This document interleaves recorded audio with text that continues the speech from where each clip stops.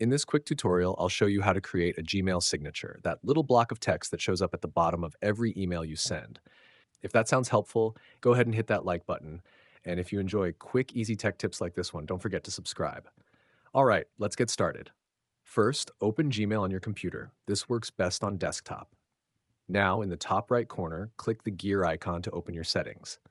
When the menu appears, click on See All Settings. Then, under the General tab, scroll down until you see the Signature section. Click Create New and give your signature a name, something like Work, Personal, or anything you like. It's just for your reference. Now, type out the signature you want to use. This could be your name, title, phone number, website, even social media links. You can format the text, add links, change colors, make it look the way you want.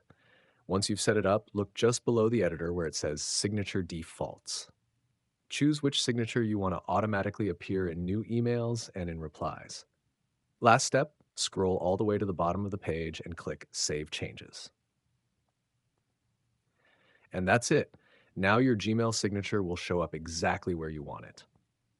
If this tutorial helped you out, drop a like and be sure to subscribe for more bite-sized tech tutorials. Thanks for watching.